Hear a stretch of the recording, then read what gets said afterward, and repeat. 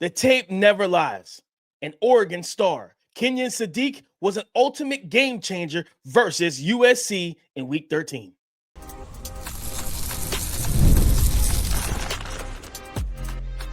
You are Locked On NFL Draft, your daily podcast covering the NFL Draft. Part of the Locked On Podcast Network, your team every day. Welcome back to the Locked On NFL Draft Podcast, your daily podcast covering your favorite draft prospects, part of the Locked On Podcast Network, your team every day. I'm your boy, Damian Parson. I'm an NFL draft analyst with Bleacher Report. And thank you so much for making Locked On NFL Draft your first listen today and every day. Shout out for being our everydayers. And thank you for being part of the Locked On Podcast Network, now the #1 sports podcast network. Guys, we have a fun one. It is Watch the Tape Wednesday. We're going to get into the film and talk about what I saw on tape from Kenyon the Freak Sadiq, the star game-changing tight end for the Oregon Ducks. Jordyn Tyson returned after a 3-game absence from a hamstring injury. How impactful was he in their win? And then Ty Simpson starting to trickle down a little bit in terms of his play. But before we get into all of that, today's episode is brought to you by FanDuel. Right now, new customers can bet just $5. And if your bet wins, you'll get $300 back in bonus bets to use freely across the app. Kenyon Sadiq was the ultimate game changer versus the USC Trojans in a big-time power rivalry and matchup in the Big Ten last weekend. At home, Kenyon Sadiq had himself a day. At Oregon, remember, Oregon is missing some guys, like some top guys for them, right? Their top 2 wide receivers, Gary Bryant Jr., DeCarrion Moore, the freshman phenom that they have, who's man, I'm pretty sure he's going to run probably 4.3 when he comes out into the draft in about 2 years. But they're missing those guys, right? They miss guys on the offensive line and everything.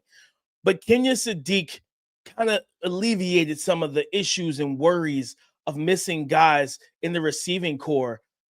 And it was clear in this offense, right? The last couple of weeks, it's been clear. Kenyon Sadiq against USC, 6 receptions on 7 targets, 72 yards receiving, 2 receiving touchdowns.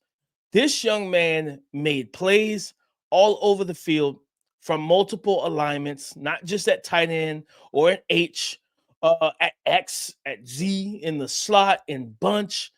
But some of the notes I took down, like, this is a really good run blocker, guys. Like, he is a good run blocker. You see the strength and strain. You see the effort. He has good technique. But also he has instincts as a blocker as well, understanding when to turn, like when to flip his leverage and flip his hips and his back and seal off a guy that he's trying to drive forward. He identifies and just has a feel of knowing, hey, my running back, like, oh, that outside leverage, my running back's supposed to be going outside. He's cutting it up. Let me flip this thing. And now he flips and it creates a seal block or whatnot against those edge rushers, those linebackers, safeties, and even corners. And this is a guy, like, they use him on that slice action as a lead blocker on like split flow action. So split flow inside zone, maybe some split flow with some duo tendencies where the running back has to read the double team, read the Mike linebacker, things of that nature or whatnot. But that split flow action, Kenyon Sadiq is a good blocker. And I know I will say this. Is he going to block Myles Garrett a lot? No. Right? Like, do you want him trying to tussle and bustle and wrestle with a Jarrett Verse a lot? Maybe not exactly all the time. Maybe not one-on-one at least. But where you do get, like, because they go back to Brock Bowers. When Brock Bowers came out, Brock Bowers is a far worse blocker in terms of strength, power, strain, moving guys off the ball, just effectiveness. Had all the high effort that you would look for, but he was like 230 pounds, and he didn't have the same type of play strength, right? Kenyon Sadiq is a bigger frame, more muscular, muscle-bound frame. He's well built. Looks like you could tell he works hard in the gym, and it shows up on the field. Like, I watched him move guys multiple times in this game and leading Noah Winnington up the B gap as that slice action blocker. Instead of hitting the backside DN, he's using a slice action and he leads it up almost like a wham. So, but it's no D tackle there. They're not leaving that D tackle unblocked. They're leaving that second level defender unblocked, and you just see him come in crashing in like a car collision, making a big impact block, springing his running back. Yeah, guys, I'm telling you, he's a good blocker, man. Again, is it situational sometimes? Sure. But at the end of the day, he's 6'3", 6'4", 240 pounds, 230, 240 pounds or whatnot. But he has, 240. He's listed at 245, right? And probably most of that's muscle. And he has maybe 5% body fat. Like, I don't know. I need to know what is his workout regimen? What are you eating, big fella? Like, you know what I mean? What kind of diet are you on to be out here looking like that you should be in the Mr. Olympia competition, right? Like, dude is ripped, man. So the frame is there, the strength is there as a blocker, but then it's the passing game. What I really love about him, the vertical route running, separates vertically in the red zone. He's a dominant target. This is the type of guy that you absolutely want to target in the red zone as a route runner and separator. When he's playing against, when you're giving him cushion, you're playing off, he closes the space between him and the defender quickly. Spatially easy playmaking where you can get him the ball in a multitude of ways when it comes down to a Kenyon Sadiq. You can throw him the manufactured touches that you can do, like the tight end middle screen. You can just line it up in the slot, throw a slot screen to him. You can motion him across the formation, throw a bubble screen, different things like that. Or you can just let him run routes, man. He gets open. And so he's an easy playmaker to get the ball in the hands of. And you got to love that, right? In the red zone, Dante Moore made a throw. I mean, he talked about on Monday's show. Go check it out if you haven't. And I said, that's one of those no, from a coaching standpoint. That's one of those no, yes. Oh, man, we completed that, right? He threw it in the double coverage. And great throw in terms of ball placement, helmet or higher, giving your guy a chance. It's a throw in the NFL you don't want to make. Like, I don't want you making a habit of this. But to watch Kenyon Sadiq, while it was a great throw, Kenyon Sadiq made that play. He made that play. It wasn't the throw. It was the playmaker that made that play, because you're telling a guy from a quarterback standpoint, I'm going to throw this up there. You got to go between two defenders, take the collision, take the combat aspect of it, the contact, and you got to make the play. And Kenyon Sadiq did just that. He's a game changer. And I haven't felt, last year, Tyler Warren had a first-round grade for me, of course. Colston Loveland had a first-round grade for me, of course. I think that Kenyon Sadiq brings more in terms of athleticism and playmaking ability than them both. He's just not 6'5", 6'6". If he was 6'5", 245, man, let me tell you something. It would be some nasty conversations had in terms of what this young man would project to be. Still, yet he's a top 10 player in this draft.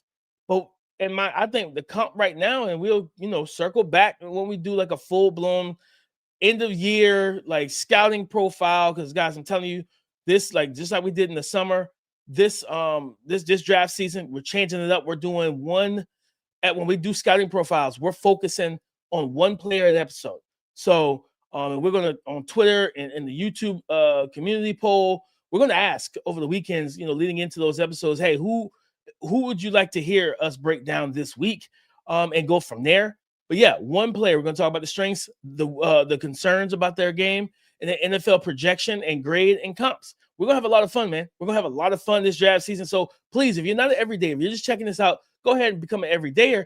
But yeah, we're going to circle back to doing a full-blown breakdown of what we saw all season, playoff run, all that stuff for Kenyon Sadiq. But he's a game changer.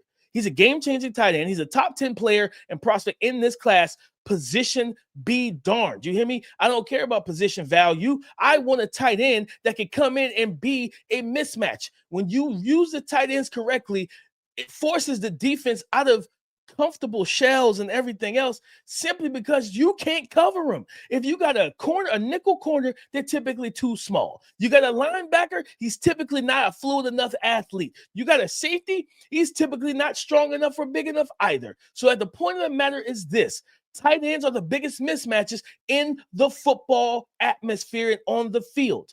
And Kenyon Sadiq is the ultimate game changer and mismatch weapon. Coming up next is Jordyn Tyson, wide receiver one still. The answer is yes, and I'm going to tell you why.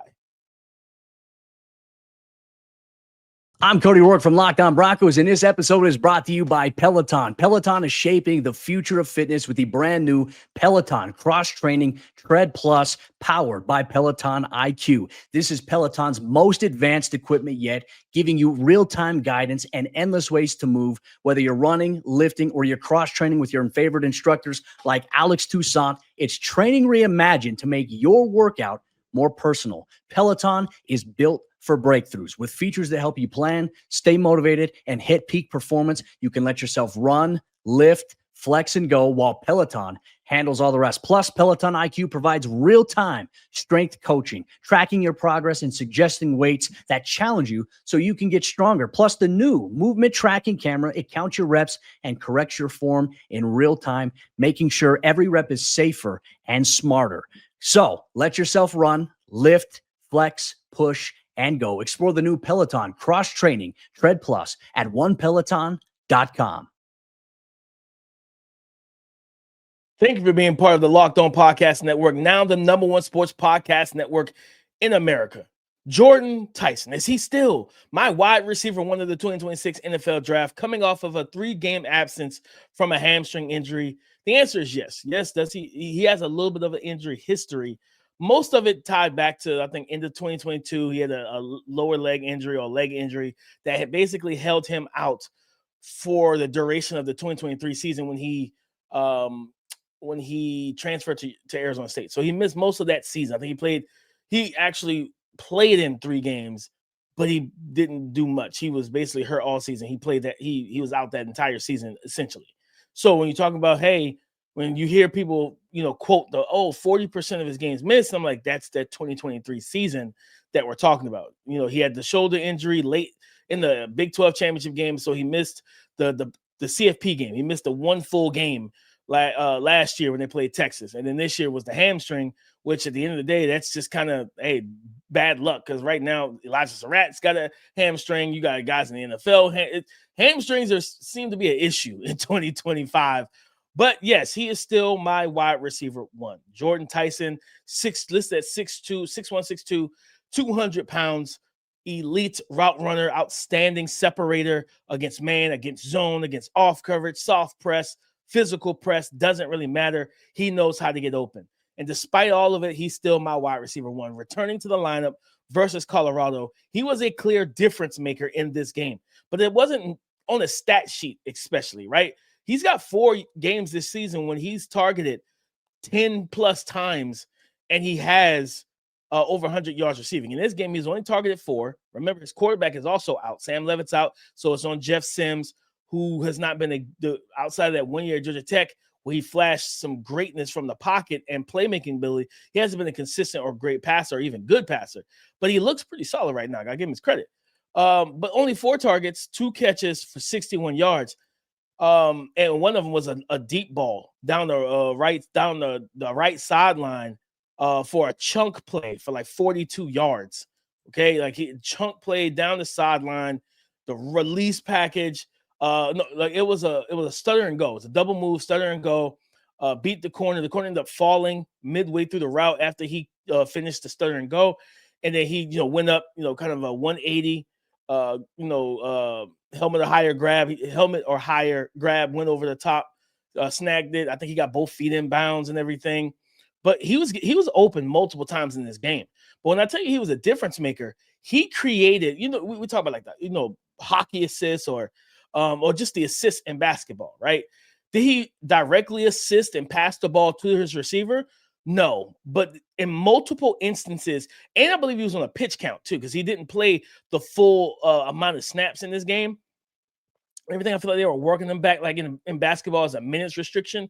I feel like that was what it was for them, and they knew that, hey, once they got on top in terms of the score on Colorado, they didn't need him to be the playmaker that he's usually been for them. So they kind of pulled him out, and then put him back in and pulled him out and stuff like that, because they played this week, which I'll break down. I'll come back and break down that game. I think it was Black Friday. I believe they play Arizona, so it's going to be a nice test for him and for this team. But he commanded double teams and even triple teams, just bracket coverage for majority of his reps. Outside, when they left him one-on-one or unattended, he was wide open, especially against zone. His ability to run routes with precision and I like the fact that there's not a lot of wasted movement in motion with him. When you're running those dig routes or speed outs, he doesn't drift. He holds the line. He works down that line, gets into the view of his quarterback, and it's up to the quarterback to throw the ball. So he does a good job of those things. But man, did he cause havoc defensively. He ran a corner route where he's on the left, he's lined up at the X.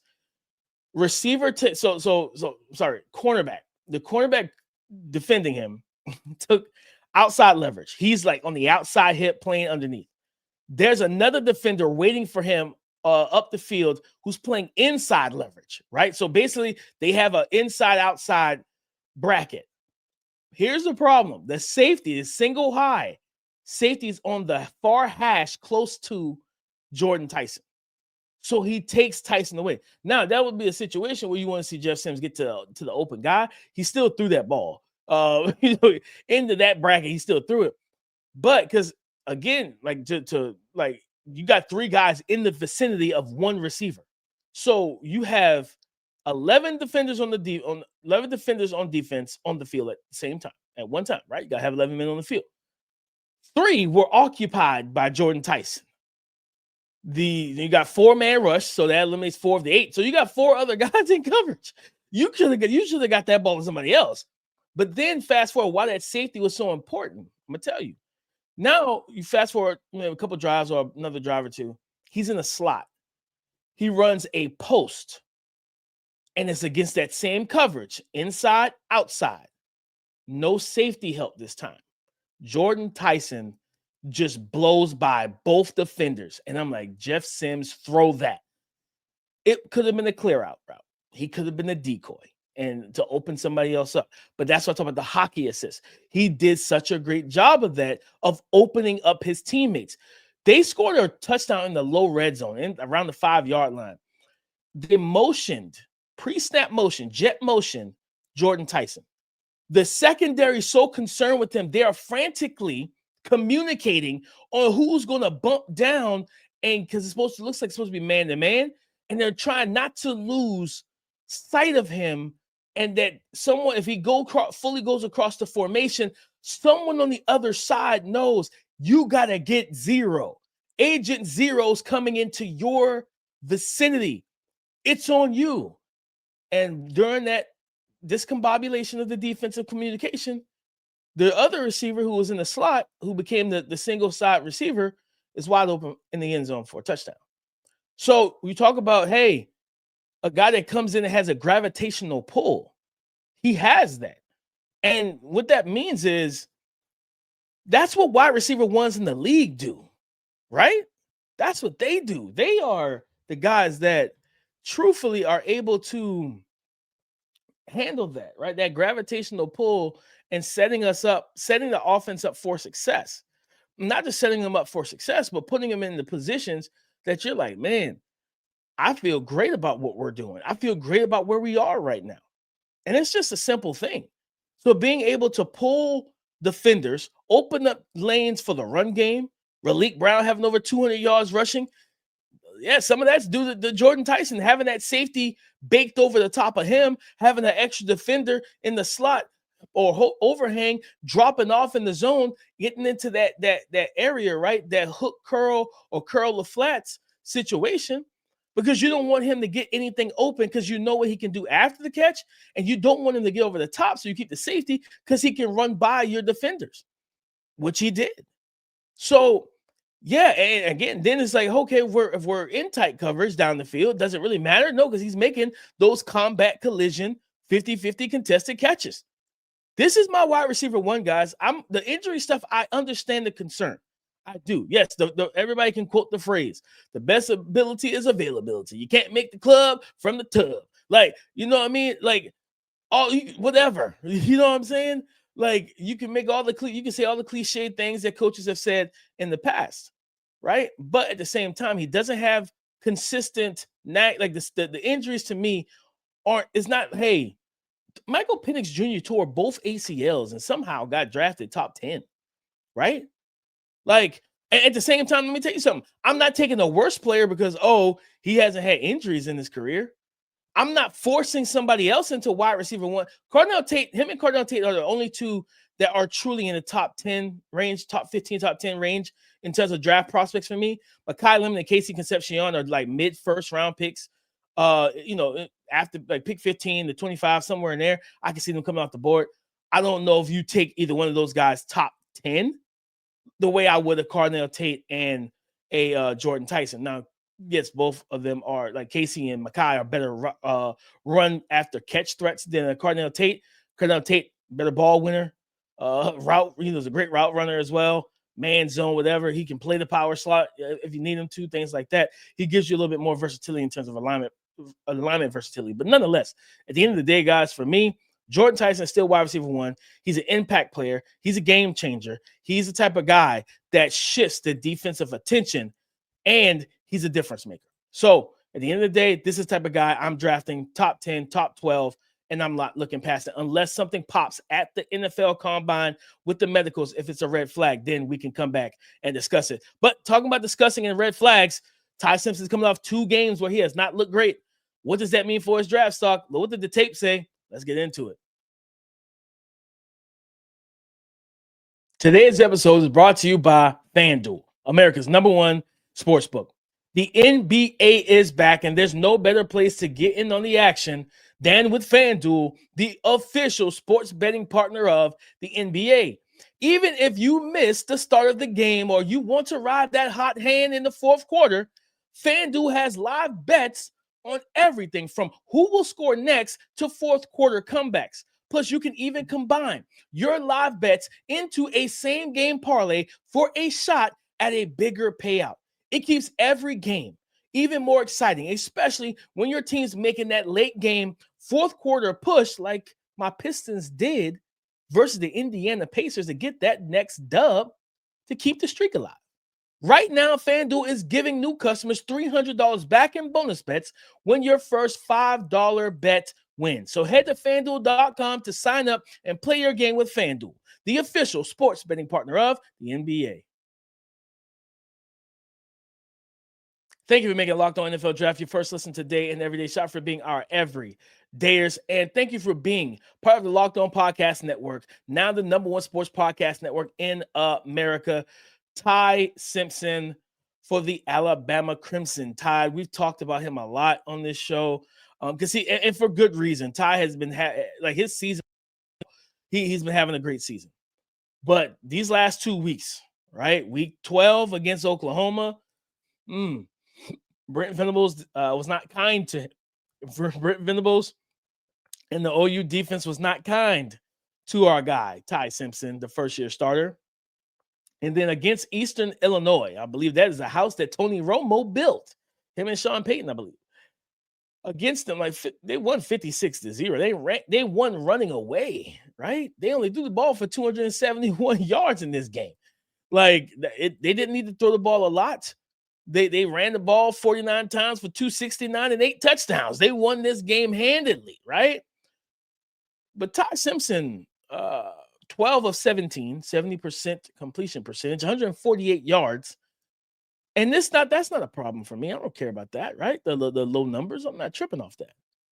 But if the TD, the interception ratio or numbers were flipped, then yeah, I would feel, I'd be like, oh yeah. You got 2 touchdowns, they pulled them. 0 touchdowns, 2 interceptions. And one of the interceptions was such a bad play, and I'm not saying it's a terrible play. It's a bad decision. I'm gonna tell you why. One thing about Ty, he has a tendency to let his eyes carry defenders into the throwing window. He has a tendency of that, and so he's staring down the middle of the field because they love to run. I think it was dagger concept. So they love to run that outside dig route at like 10 to 15 in that range, the intermediate range. And he's been one of the best intermediate throwers in the middle of the field in college football. That's why I say he has the game that translates well to the league. It's not just deep ball, dink, dink, dunk, screens. It's no, if I get that, if you give me that between the hash throw, I'm driving that bad boy, right? So he wanted to throw that route, and they had it. But what Eastern Illinois did, they watched the tape maybe on Wednesday. They watched the tape, and what they saw on tape was a guy that will stare down that read and an offense that will run that concept multiple times in the game. So they'll clear out with the slot, whether it's a go route up the seam, a seam route, whether they run a deep crosser to pull the safeties or the linebackers, they run a shallow cross to make them work downhill a little bit, or they might run a post or something like that. They'll clear out for typically Jeremy Bernard on the deep end cut. And then he comes back and typically you will see Ty Simpson look off. Like he does a good job using his eyes when he's not staring it down and he's in rhythm. He'll look it off, move defenders, follow that clear out, and then come back to the dig and just drill it, right? Well, he didn't do that in this particular situation. He stared it down and he threw it, and it was a layered throw. So it's like, hey, bad decision. So it's not a terrible decision. It's just a bad decision because you didn't look that defender off. You didn't move him. You just stared at the route. And then that defender just went up and got it. Talking about climbing the ladder. He climbed the ladder, went up there and got that interception, right? So he threw 2 picks in this game. Those 2 mistakes is what soured that game, for him. And it's like, hey, did he still anticipate throws? Did he still throw with really good ball placement? He had a throw to Isaiah Horton against I think it was press bail or bail technique, one-on-one with the outside corner. And he throws it kind of back shoulder. He stops him with the ball. So good throw, really good throw, right? He had some good throws in this game. That's no joke about that. It's just the fact of you had some bad ones. And against this level of competition, that's unacceptable to throw those 2 interceptions. But at the end of the day, he remains one of the most accurate and one of the best quarterbacks in the country. So listen, they're still in the CFP race. Let me pull up the SEC standings right now because I don't know just off the top of my head. Let's look at the SEC standings real quick and see who's really in at the top. Right? It's Texas A&M and it's Georgia. Right? Texas A&M 11-1, Georgia 10-1. Okay. Oh yeah. See, Ole Miss is there at 3, and then Bama's at 4 because Bama lost to Oklahoma. Oklahoma's at 5. So you're talking about if everything holds true this weekend, right? We're going to get Georgia, Texas A&M in the SEC championship game. Maybe. Well, yeah. Unless maybe if Georgia Tech pulls off an upset and just creates havoc and beats Georgia the end of the game in the season. The regular season, if they do that, maybe Ole Miss does get to jump them because if they end up being 11-1, Georgia's 10-2. They both have the same conference record. Just Georgia has one more win, and that win came against them. And the only loss in SEC competition for Ole Miss was against Georgia. So it's a lot of things that could happen, but there's a true possibility, a true chance, an opportunity for Georgia to miss the SEC championship game if they do lose to Georgia Tech. We'll see. But at the end of the day, right now, it looks like a collision course of Texas A&M versus Georgia. And in that realm, and if in that situation, to me, in all honesty, yeah, like if you're Bama, you're in the dance. You're not going to the CFP. I mean, you're going to the CFP. You're not going to the SEC championship game. And that we've said this on the show. That's not always a bad thing. Yes, that means you more than likely have to play the first week, but you also get a week off from playing, you get some time off, like between the SEC championship game and the first round of the CFP. You get to get healthy, you get to really practice and work and get prepared for the playoffs. And for Bama, like Ty Simpson going to have the opportunity, whether it's more than likely round 1 or whatnot, he's going to have the opportunity to go out here and prove that these last 2 games have been they're a blip, not a trend of his season. And I still think that this guy could go round 1, top 15. And again, I think he remains one of the best quarterbacks in college football, despite only having this year as a full-time starter. So not a great look with some of the decisions or the turnovers against the back-to-back weeks, heavy turnovers, multiple in both games against OU, against Eastern Illinois, but still yet ball placement, accuracy, NFL professional skill set with polish.